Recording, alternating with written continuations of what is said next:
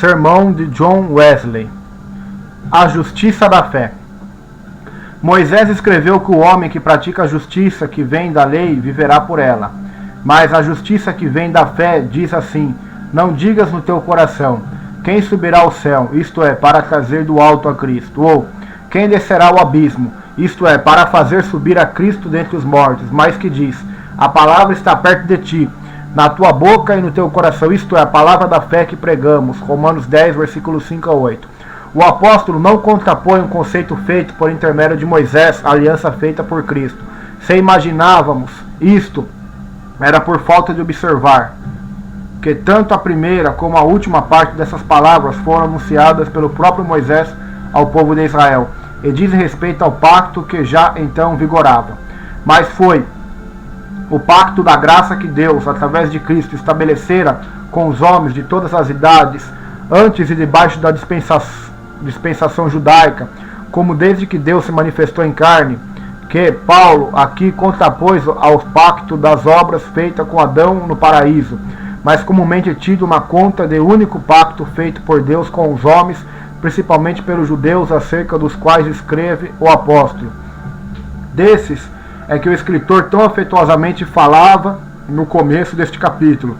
O desejo do meu coração e a oração a Deus por Israel é no sentido que eles sejam salvos, pois lhes dou testemunho de que eles têm zelo por Deus, porém não segundo o conhecimento, pois ignorando a justiça de Deus, a justificação que decorre de sua inteira misericórdia, livremente perdoando nossos pecados, mediante o Filho de seu amor, pela redenção que há em Jesus, e procurando estabelecer a sua própria santidade, antecedendo a fé naqueles que justificam o ímpio como fundamenta de seu perdão e aceitação, não se submeteram à justiça de Deus e, consequentemente, buscaram a morte no erro de sua vida.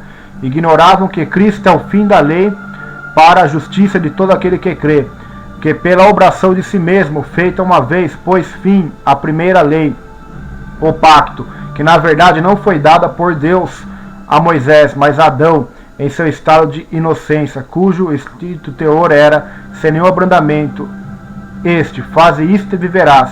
E ao mesmo tempo adquiriu-nos aquela melhor aliança: crês e viverá, crês e será salvo, salvo desde já, tanto da culpa como do domínio do pecado, e consequência do salário da morte, que é a morte. E quando mesmo entre os que são chamados pelo nome de Cristo, que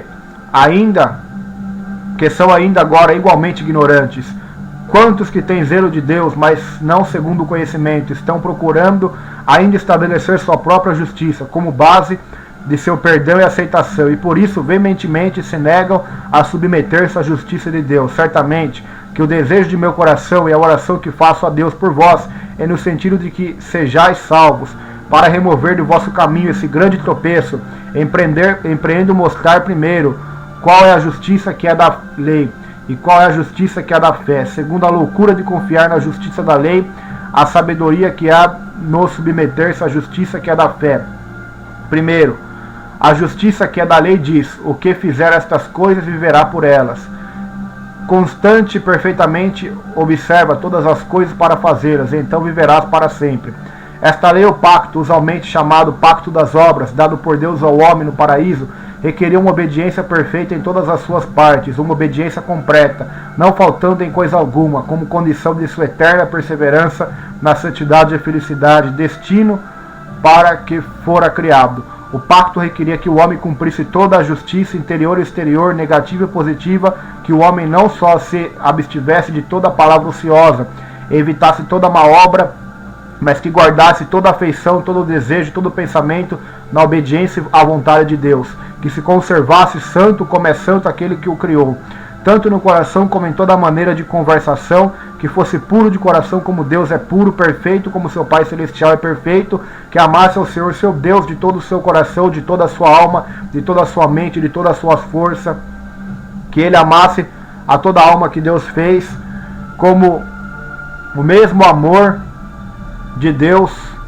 que o amou, que pela benevolência integral estivesse em Deus que é amor, e Deus nele, que servisse ao Senhor seu Deus de todas as suas forças, e em todas as coisas unicamente ambicionasse a glória que dele vem. Essas eram as coisas que a justiça da lei requeria, para que por elas pudesse viver o que as cumprisse. Mas a lei ainda exigia que essa obediência a Deus, essa santidade interior e exterior, essa conformidade do coração e da vida à sua vontade fossem em grau perfeito. Nenhum abrandamento, nenhuma indulgência poderia ocorrer, de modo a determinar qualquer redução na intensidade da obediência, fosse no tocante a um tio ou a um jota, fosse na prática interior ou na exterior da lei. Se cada mandamento relativo às coisas externas fosse obedecido, ainda isto não era bastante, a não ser que nessa obediência se empenassem todas as forças, preenchendo o homem na medida mais elevada e cumprindo-a de maneira mais perfeita. O amar a Deus com todos os poderes e faculdades ainda não corresponderia à exigência do pacto, a menos que Deus fosse amado com a plena capacidade de cada faculdade, com todas as reais capacidades da alma. Ainda uma coisa requeria indispensavelmente a justiça da lei. Exigia que essa obediência universal, essa perfeita santidade, tanto de coração como de vida, fosse também absolutamente ininterrupta, corresse sem a mínima intermitência, desde o momento em que Deus criou o homem e infundiu em suas narinas o sopro de vida, até o que terminasse sua carreira probatória e fosse confirmado na vida eterna. A justiça que é da lei fala, pois, desse modo: tu, ó homem de Deus, permanece em amor, a imagem de Deus, segundo o qual foste criado. Se queres viver, guarda os mandamentos que estão agora escritos em teu coração. Ama o Senhor teu Deus de todo o teu coração. Ama como a ti mesmo, e toda a alma que Ele fez. Não desejes senão a Deus. Tenha Deus em mira através de todo pensamento, palavra e obra. Não te desvie num movimento insensato de corpo e de alma, daquele que é o teu alvo e o prêmio em tua vocação. É tudo quanto há em ti, louve seu santo nome. Nisto empenhando todo o poder e faculdade de tua alma, em todo gênero, na mais elevada medida e em todos os momentos da tua existência. Faz isto e viverás. Brilhe tua luz, flameje teu amor mais e mais, até que seja recebido nos céus, na casa de Deus, para reinar com Ele pelos séculos dos séculos. Mas a justiça que é da fé fala desse modo: não digas em teu coração quem subirá ao céu, isto é, para trazer de cima a Cristo, como se houver alguma tarefa impossível que Deus requeresse previamente de ti, para a tua aceitação, ou quem descerá ao abismo, isto é, poderá trazer a Cristo dentre os mortos, como se ainda houver alguma coisa a ser feita em virtude da qual pudesse ser aceito. Mas o que ele diz, a palavra, de acordo com cujo teor pode ser agora aceita na qualidade de herdeiro da vida eterna, está perto de ti, na tua boca e no teu coração.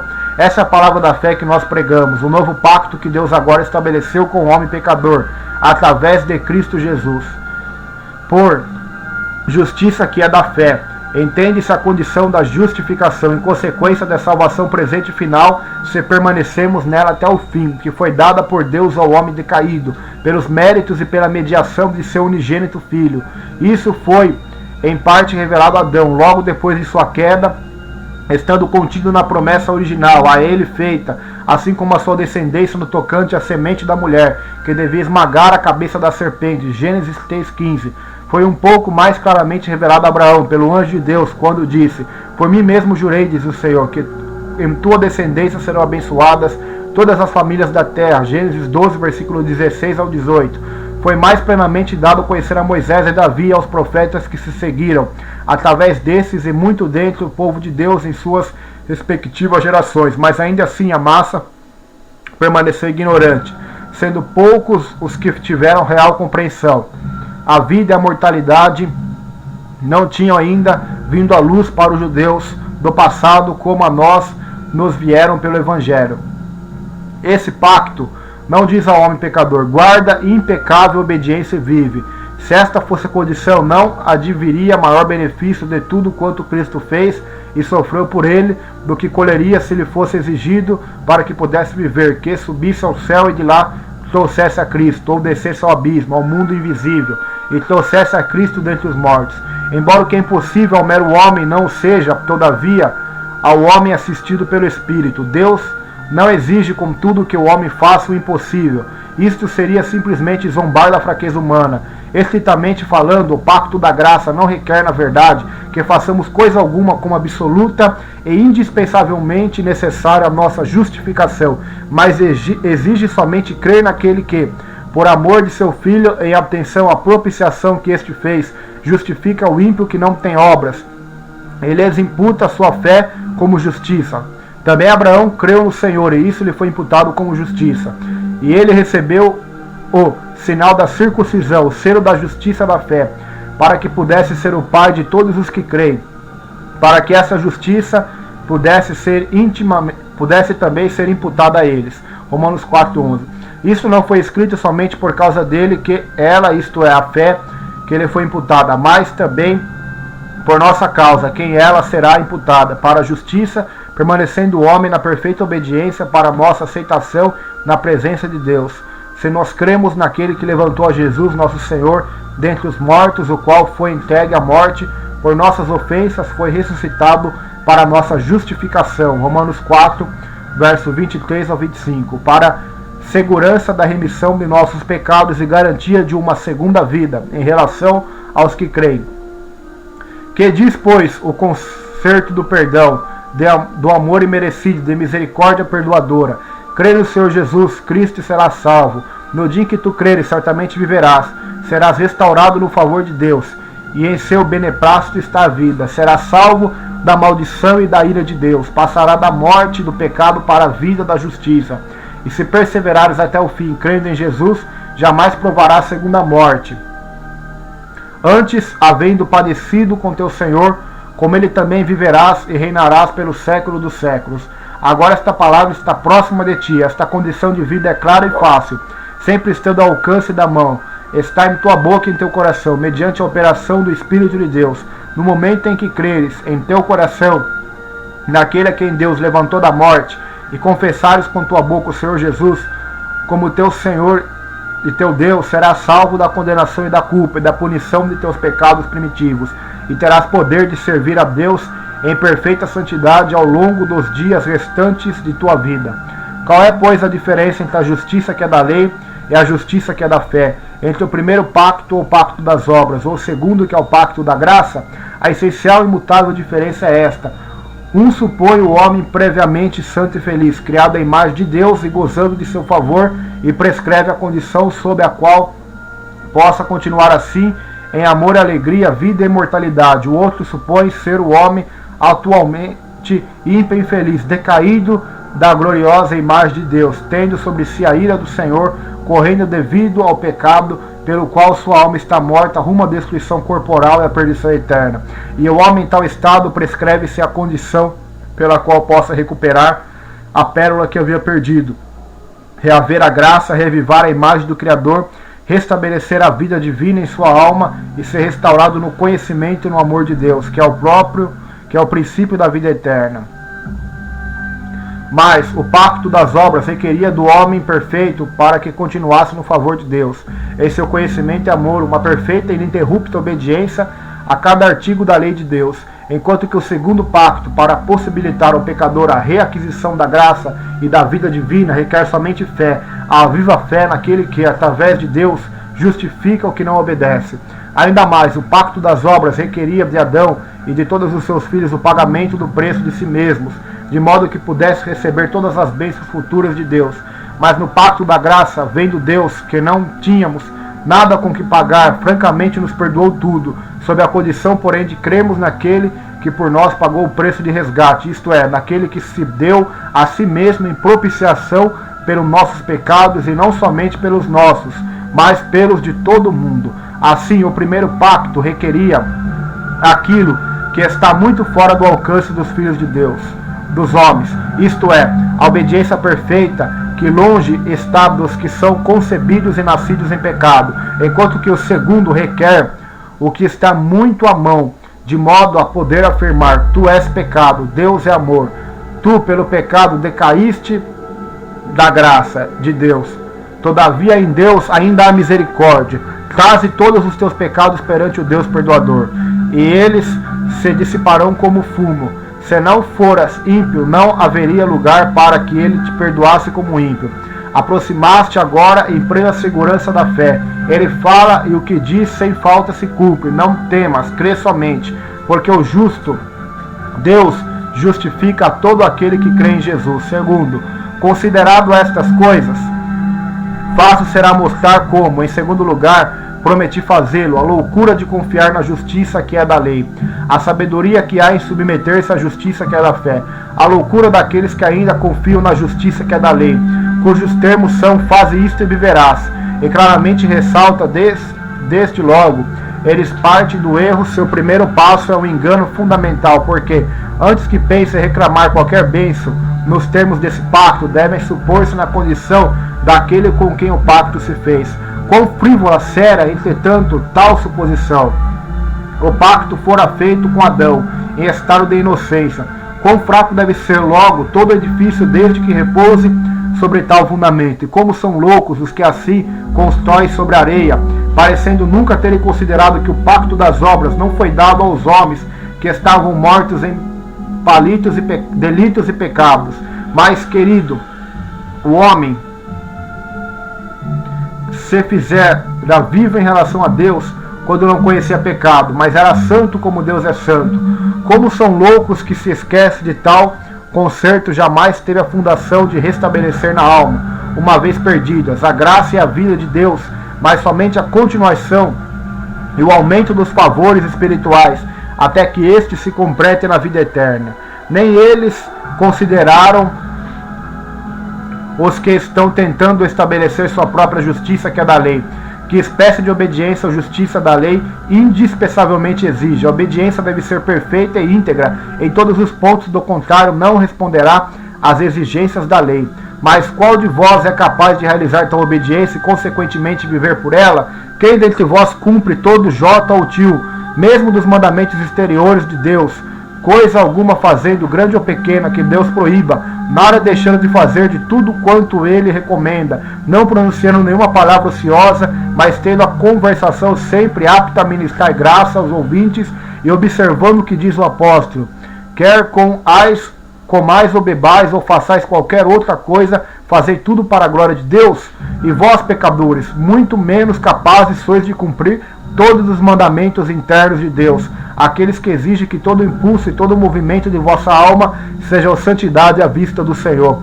Sois capazes de amar a Deus com todo o vosso coração, de amar a toda a humanidade como a vossa própria alma, de orar sem cessar, de em tudo dar graças, de ter a Deus sempre diante de vós e de guardar toda afeição, desejo e pensamento na obediência a essa lei? Deveis também considerar que a justiça da lei requer não apenas obediência a cada mandamento de Deus, negativo e positivo, interno e externo, mas do mesmo modo exige que tal obediência se mantenha em grau perfeito. Em cada caso a voz da lei é esta: servirás ao Senhor teu Deus de toda a tua força, não concede redução de espécie alguma, não excusa nenhum defeito, condena qualquer discrepância verificada na inteira medida da obediência, e imediatamente pronuncia maldição contra o transgressor. A lei somente encara as regras invariáveis da justiça e diz: não sei usar de misericórdia. Quem pode logo aparecer diante de tal juiz que é severo para notar o que seja encontrado em falta? Quão fracos são os que desejam ser levados ao tribunal, onde nenhuma carne pode ser justificada, alma alguma da descendência de Adão. Porque suponhamos que no presente guardemos de todas as nossas forças todos os mandamentos. Eis que sobreveio uma transgressão mínima, e toda a nossa aspiração à vida será no mesmo instante irremediavelmente destruída. Se transgredirmos um ponto qualquer da lei, acabou-se nossa justiça, visto que a lei condena tudo quanto não preenche a medida contínua e perfeita da obediência. Assim, de acordo com a sentença da lei, para que tenha pecado uma vez de qualquer modo, permanece apenas uma tremenda expectação de ardente ira que devorará os adversários de Deus.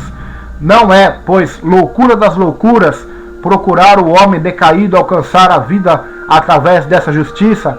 O homem que foi concebido em iniquidade, em pecado, concedeu sua mãe, o homem que é por natureza inteiramente terreno, sensual e diabólico, a par de corrupto e abominável, em quem até que encontra graça não habita nenhum bem, nem pode de si mesmo nutrir nenhum pensamento bom, o homem que é na verdade todo pecado, um simples amontoado de iniquidade, e que comete impiedade a cada respirar, o homem cujas transgressões atuais, em palavras e obras, são em número maior do que seus cabelos? Que obtusidade, que insensatez é necessária para o que um tal verme impuro, culpado, desamparado, ouse buscar a aceitação por sua própria justiça, ouse viver pela justiça que é da lei. Ora, todas as considerações que provam a loucura de confiar na justiça que é da lei, igualmente provam a sabedoria que há no submeter-se o homem à justiça que é de Deus pela fé. Seria fácil mostrar isto pelo confronto de cada uma das considerações procedentes.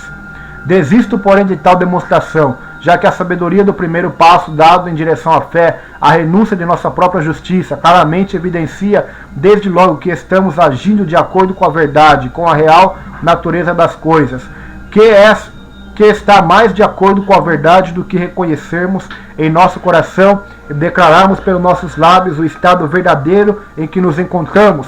Reconhecemos que conosco trazemos para o mundo uma natureza corrupta, pecaminosa, mais corrupta na verdade do que poderíamos à primeira vista conceber ou encontrar palavras que o traduzissem, que em razão disto estamos prontos para tudo que é mal, somos avessos a todo bem, que estamos cheios de orgulho, obstinação, paixões desordenadas, desejos insensatos, afeições vis e atordoantes, que somos amigos do mundo, mais amigos dos prazeres do que de Deus. Reconhecemos que a nossa vida não tem sido melhor do que nossos corações, sendo antes ímpia e perversa sob muitos aspectos, de modo que nossos pecados atuais, tanto em palavras como em obras, são pelo número como as estrelas do céu. Reconhecemos que, por todos esses motivos, estamos desagradando aquele cujos olhos são demasiadamente puros para contemplar a iniquidade, e que de Deus nada merecemos senão indignação, ira e morte, as recompensas atraídas pelo pecado. Reconhecemos que não podemos, mediante qualquer justiça nossa, na verdade nenhuma possuímos, nem por qualquer de nossas obras, porque estas são como a árvore que as produzem, apaziguar a ira de Deus, ou evitar a punição que justamente merecemos. Sim, que abandonemos a nós mesmos, somente poderíamos ir de mal a pior, afundando-nos cada vez mais profundamente no pecado, ofendendo a Deus cada vez mais atrozmente, tanto pela maldade de nossas obras, como pela tendência má de nossa mente carnal, até que tenhamos preenchido a medida de nossas iniquidades, e façamos cair sobre nós repentina destruição. Esta não é a verdadeira condição em que por natureza nos encontramos. Reconhecê-la, pois tanto de coração como por palavras, isto é, renunciar à nossa própria justiça, a justiça que é da lei, é proceder de acordo com a natureza das coisas, e consequentemente é gesto de verdadeira sabedoria. Sabedoria de submeter-se à justiça da fé. Transparece ainda desta consideração o ser ela a justiça de Deus. Quero dizer, ela é o método de reconciliação com Deus, escolhido e estabelecido por Ele próprio, não apenas como Deus de sabedoria, mas como soberano Senhor dos céus e da terra e de todas as criaturas. Não é razoável que o homem pergunte a Deus: que fazes tu? Pois que ninguém, a não ser que esteja inteiramente desprovido de senso, contenderá com o que é mais poderoso, com aquele cujo reino abrange tudo. Ao contrário, constitui verdadeira sabedoria, é sinal de segura compreensão o aceitar as coisas que Deus escolheu, dizendo a propósito disto, como de quaisquer outras coisas: Ele é o Senhor, faça o que bem lhe parecer. Pode-se considerar ainda que é de graça espontânea, de merecida misericórdia, que Deus outorga ao pecador o roteiro da reconciliação consigo mesmo, para que não sejamos desligados de sua mão e inteiramente riscados de sua memória. Por isso, quanto que tenha sido o método que Deus, por sua eterna misericórdia e merecida bondade, tenha se dignado apontar, no intuito de que achem graça à sua vista os seus inimigos, os que tão incessantemente se rebelaram contra ele, mantendo-se em longa e obstinada oposição ao Criador. Qualquer que tenha sido esse método, é indubitavelmente sábio aceitá-lo com toda reverência. Mencionaremos ainda uma consideração: é sabedoria missionar os melhores fins através dos meios melhores. Ora, o melhor fim a que pode almejar a criatura é a felicidade em Deus. O melhor fim a que pode aspirar a criatura decaída é recuperar a graça e a semelhança de Deus. Mas o meio melhor e, na verdade, único que abaixo dos céus foi dado ao homem, pelo qual ele deve e pode reconquistar o favor de Deus, que é mais excelente do que a própria vida ou a semelhança de Deus, que é a verdadeira vida da alma, é a sujeição à justiça que é da fé, a fé no unigênito Filho de Deus. Terceiro, tu, quem quer que sejas, que tens o desejo de ser perdoado e restaurado no favor de Deus, não digas em teu coração, devo fazer primeiro isto, devo primeiro dominar todo o pecado, devo eliminar toda palavra e obra má e fazer todo bem a todos os homens, ou devo ir primeiro à igreja, receber a ceia do Senhor, ouvir mais sermões e fazer mais orações. Ai, meu irmão, tu estás perfeitamente transviado da justa vereda. Tu és ainda ignorante da justiça de Deus e está procurando estabelecer tua própria justiça com base da tua reconciliação. Não sabes que coisa alguma pode fazer senão pecar até que te reconcilies com Deus? Como então dizes, devo fazer isto ou aquilo primeiro e depois crerei? Nada faça senão crer primeiro. Crer no Senhor Jesus Cristo, a propiciação pelos teus pecados. Lança primeiro este bom fundamento e depois farás maravilhosamente todas as outras obras. Nem digas em teu coração, não posso ainda ser aceito, porque não sou ainda bastante bom. Quem jamais houve que fosse bastante bom para merecer aceitação por parte de Deus? Houve jamais, dentre os filhos de Adão, algum suficientemente bom para merecer isto? Haverá porventura ainda algum, até a consumação de todas as coisas? Quanto a ti, não és tu bom de alguma forma? Em ti não há nada de bom, e nunca o serás, até que creias em Jesus. Ao contrário, serás cada vez pior, mas há necessidade de seres pior para que sejas aceito. Já não és suficientemente mal? Na verdade, tu és, Deus o sabe. Tu não podes negá-lo, então não te demores. Todas as coisas já estão dispostas. Levanta-te e lava-te de teus pecados. A fonte está jorrando. Agora é o tempo de te branqueares no sangue do Cordeiro. Agora serás purificado com isopo e serás limpo. Ele te lavará e será mais puro do que a neve e mais branco. Não digas, não estou bastante contrito, não tenho sentimento bastante forte de meus pecados. Eu sei, prover a Deus fosse mais sensível aos pecados, 1000 vezes mais contrito do que és. Mas não te detém aí. Pode ser que Deus te coloque em tal estado de sentimento e contrição, não antes que creias, mas pelo teu próprio ato de crer, pode ser que tenhas de chorar longamente até que muito ames, porque muito tenha sido perdoado. Até que isto se dê, olha para Jesus, vê como ele te ama. Que podia fazer mais por ti, além do que já fez? Ó Cordeiro de Deus, houve jamais sofrer, houve jamais amor semelhante ao teu? Olha fixamente para ele, até que ele olhe para ti e quebre teu duro coração. Então tuas faces serão águas, e teus olhos fonte de lágrimas. Quarto, nem diga ainda, devo fazer alguma coisa mais antes de ir a Cristo. Conceda-se que, retardando o Senhor sua vinda, fosse razoável e certo esperares por sua aparição, fazendo, quando estivesse em tuas mãos, qualquer coisa que ele houvesse ordenado. Mas não é razoável tal suposição. Como sabes que ele se demore ainda? Talvez que Jesus apareça como a aurora vista do alto, antes que clareie amanhã. Ó, não lhe fixes tempo, espera-o a cada momento. Agora ele está próximo, em breve ele estará à porta. E para que fim quererias tu esperar por maior sinceridade, ainda que teus pecados sejam cancelados? Fazeres-te mais digno da graça de Deus? Ai, estás ainda estabelecendo tua própria justiça. Ele terá misericórdia não porque seja digno dela, mas porque sua compaixão não falha.